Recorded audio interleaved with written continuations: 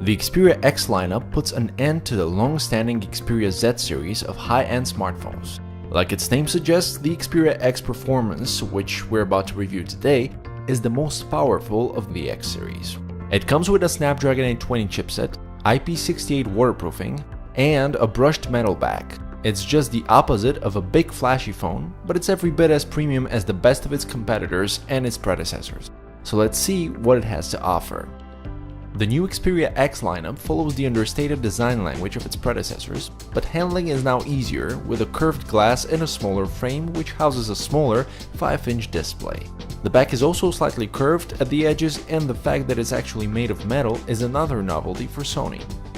Sony smartphones all have camera buttons on the side, and the Xperia X Performance has a snappy fingerprint reader too, embedded under the power button.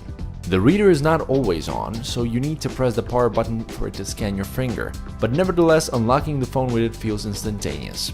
The only thing on the opposite side of the phone is the SIM and micro SD card slot, which allows the affordable storage expansion. The tray is really easy to open, but the phone restarts every time you do that. Sony have deliberately chosen a 5-inch screen size to ensure the Xperia X Performance is comfortable to hold. The screen is just 1080p in resolution, and even though it's less than what most of its competitors offer, we find it to be more than enough for everyday use, especially at this diagonal. The screen panel itself is vivid and is as bright as the Xperia Z5 screen, but the contrast ratio is much higher thanks to the deeper blacks. The Android build running on the X Performance is 6.0 Marshmallow. It's very close to stock Android with a few of Sony's own touches. For a start, you can download different UI themes, and there's a new suggested page which allows you to search for any of the installed apps on the phone and also offers you popular suggestions from Google Play. Small apps may be gone now along with the screen recording feature, but Sony's trademark stamina mode is back after being absent for a while from Sony's Android Marshmallow builds. Finally, there's a Sony's own multimedia apps like Album and Music. The built-in high-res audio support allows you to play the highest possible quality digital audio and will also upscale low-res music tracks. Sony's most powerful phone yet comes with a chart-topping Snapdragon 820 chipset. At first we were definitely put off by the fact that the phone only has 3GB of RAM, while all current Android flagships carry 4. In our benchmarks though, the Xperia X Performance proved worthy of its name and scored about the same as its peers running the same chipset in all the CPU and GPU tests. In real-life usage, the phone never felt laggy and never left us hanging. Even better, the Qualcomm chip runs cool, and the phone only got uncomfortably warm when we pushed it with certain graphics benchmarks. The Xperia X Performance has a decent-sized battery pack, though not as big as the batteries on some of its competitors. The phone supports Quick Charge 2.0 rather than the newer 3.0 standard, but you can still top up 60% of your battery in just 30 minutes. One thing that really makes it stand out though is the Kunovo adaptive technology. It minimizes cell damage during charging and extends the battery's lifespan. In our dedicated battery tests, it achieved more than 7 hours of web browsing and video playback and topped 20 hours of talk time. Those are good numbers on their own, and they result in an overall endurance rating which is average for the segment. Even though the cheaper Xperia X has the exact same camera setup, the camera remains the next big highlight on the Xperia X Performance. You can wake up the camera and snap an image in 0.6 seconds. That's insanely fast, but doesn't include powering up the screen, so you're as good as blindfolded while framing this instantaneous capture. Another new camera-centric feature is Sony's predictive hybrid autofocus. As the name suggests, it will try and predict your subject's movement as it follows it around the frame. This even works in video. In our experience, the new system really manages to track its subjects, but only if they move slowly. Regarding image quality, the images taken by the 23-megapixel camera certainly have a number of positives. First, you get very high levels of detail, higher than most of its competitors. The photos are also contrasty and nicely saturated.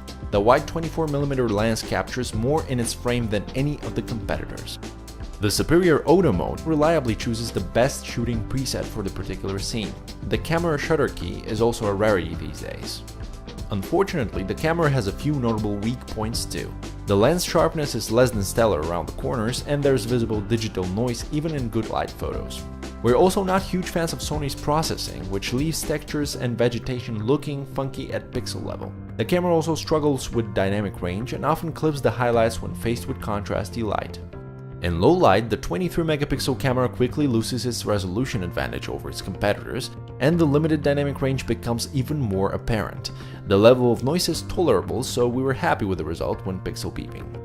As for the 13-megapixel front-facing camera, it's quite capable of producing nice selfies too. We're far from being fancy of any soft-skin effects, but the regular selfies we took all look nice. The improved low-light capabilities of the front-facing camera meant we got nicely exposed photos even in the dark. Unfortunately, the camera's autofocus is a hit and miss in the dark. Moving forward, video recording is perhaps the least impressive part of the camera. It's beyond us why the camera lacks 4K video recording with this high-end chipset on board and at this premium price point. The resolve detail in Full HD clips is average and expectedly not even close to 4K levels. Sony's Intelligence Active Steady Shot video stabilization, however, is really something and works quite well to minimize camera shake even when shooting while walking. The Xperia X Performance is the best phone to come out of Sony's lab so far this year and is the flagship of a brand new line of smartphones. Successful smartphone makers are more likely to stick to mere refining of their products, while others have no choice but to rebuild them from the ground up. With Sony's Xperia X lineup, however, we're not quite sure which one of these two paths Sony has taken. Judging by the new name, they're seemingly going after a reboot, yet the small changes over the previous models suggest otherwise.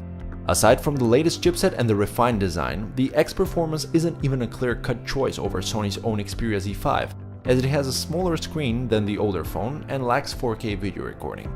We certainly wouldn't go as far as calling the X Performance a step back, but it sure looks like a step aside. Perhaps if the Xperia X lineup was marked as a spin-off of the Z-series compact phones, the situation would have made more sense. As things stand right now, the Xperia X Performance is certainly no slouch in any respect, but it will be challenged to match its ambitious moniker and, more importantly, its ambitious price tag. Check out our full written review with all test findings over at gsmarena.com.